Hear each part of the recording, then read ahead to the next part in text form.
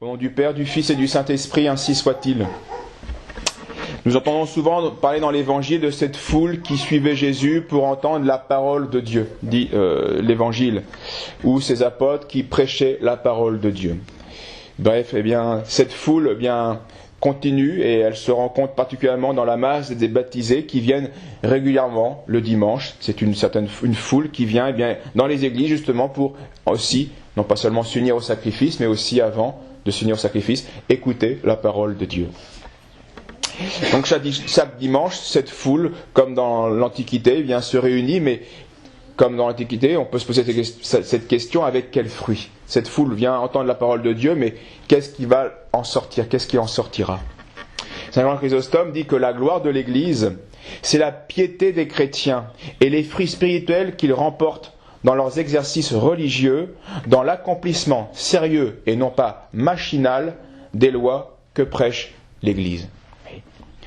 L'important en effet, c'est la pratique et d'avancer dans la vertu. Donc l'important, pourquoi écouter la parole de Dieu?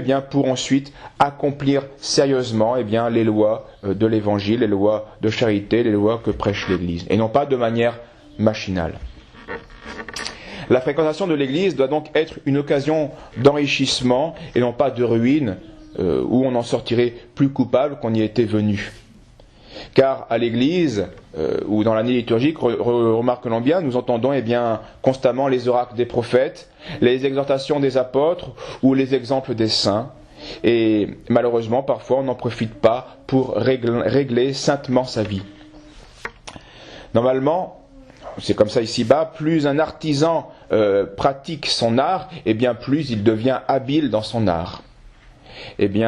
Malheureusement, beaucoup de chrétiens pratiquent beaucoup. Certains pratiquent régulièrement, mais ne deviennent pas plus habiles dans l'art chrétien, dans la vertu chrétienne. On constate que parfois, depuis son plus jeune âge, on a entendu la prédication chrétienne, mais les fruits n'ont pas été à la hauteur de cette prédication chrétienne. Alors, les temples chrétiens ne sont pas des lieux de spectacle, de lieux de réunion où on vient se divertir, mais ce sont des lieux de prédication où on vient changer son cœur, où on vient purifier son cœur. Et trop de chrétiens remplissent leur devoir uniquement pour la forme, c'est-à-dire par habitude, comme dit Saint Jean Chrysostome, de manière machinale. On m'a appris à faire ça et je fais cela. Alors, c'est moins vrai à notre époque, mais ça reste encore vrai, malheureusement. Ou pire encore, et c'est aussi encore plus rare, certains le faisaient ou le font par vaine gloire, par hypocrisie, par respect humain. Que dira-t-on de moi si je ne vais plus à la messe? On doit aller à l'église pour être, c'est le terme de saint Paul, saisi par le Christ, saisi par la parole de Dieu. Pas seulement pour écouter, pour s'instruire, pour pratiquer, pour être saisi par le Christ et par cette parole de Dieu. Notre Seigneur disait: ce n'est pas celui qui dit Seigneur, Seigneur qui entrera dans le royaume des cieux, mais bien celui qui fait la volonté de mon Père qui est dans les cieux. Donc on va à l'église pour renouveler son zèle à servir Dieu, un zèle à œuvrer à son salut. Et donc l'avare, le coléreux, l'orgueilleux, l'impur doivent venir à l'église pour y trouver dans la parole de Dieu la force et le remède à leur passion. Tout au long de la liturgie, nous entendons ces paroles ou l'équivalent pour l'homme coléreux, par exemple. L'Écriture, la parole de Dieu dit: l'homme injuste et emporté ne saurait être justifié, car la fougue de sa colère amène sa ruine. Ou encore, qui s'irrite contre son frère sans raison sera jugé. Ou encore, irritez-vous, mais ne péchez pas. L'avare, lui, entend ces paroles. L'avare vend son âme pour de l'argent. Vous ne pouvez servir Dieu et l'argent. L'avarice est la racine de tous les maux. Si les richesses vous arrivent, n'y attachez pas votre cœur, etc. L'orgueilleux, lui, entend plusieurs fois dans l'année: Dieu résiste aux superbes. L'orgueil est le principe du péché. Tout orgueilleux est souillé devant le Seigneur. Cette phrase devrait nous aider à nous guérir de notre orgueil. L'impur, lui, entend aussi plusieurs fois dans l'année: Dieu jugera les fornicateurs et les adultères. Ne vous y trompez pas, dit saint Paul, ni les fornicateurs, ni les adultères, ni les libertins n'entreront dans le royaume de Dieu, etc., etc. Alors nous devons justement écouter cette parole de Dieu de manière à guérir nos passions qui nous tourmentent, qui tourmentent nos âmes. Il faut apprendre à les déraciner toujours un peu plus chaque jour pour s'en débarrasser définitivement, autant qu'on le peut ici-bas.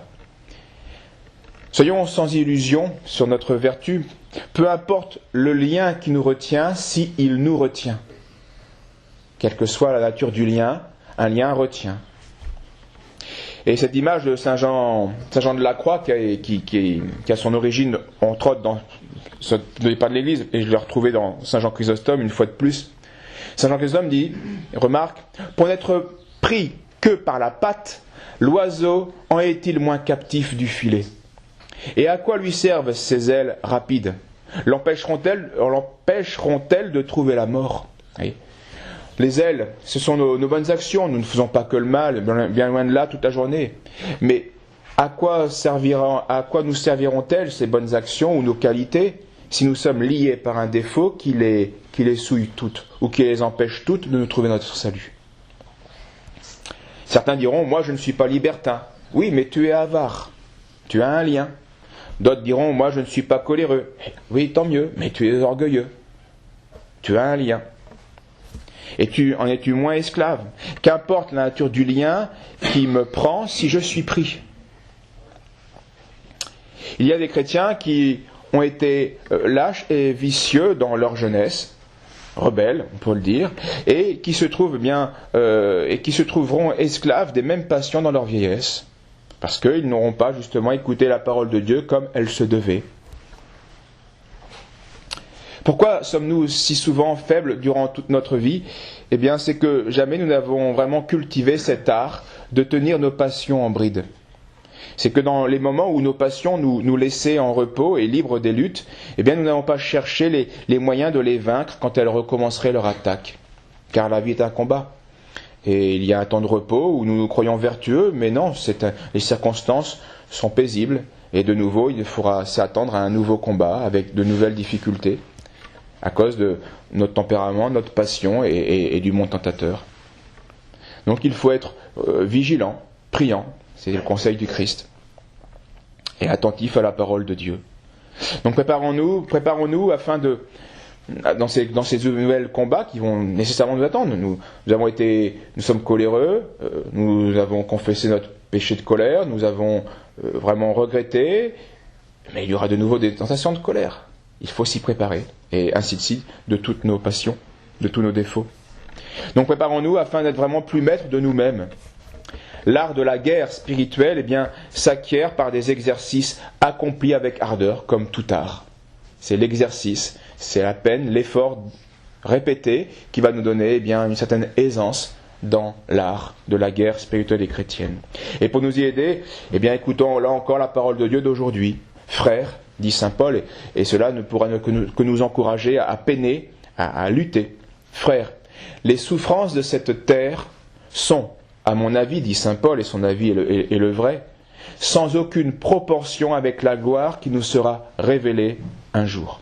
Aujourd'hui, la création est esclave du désordre. Nous gémissons au plus profond de nous-mêmes, à cause de nos passions, à cause de nos faiblesses.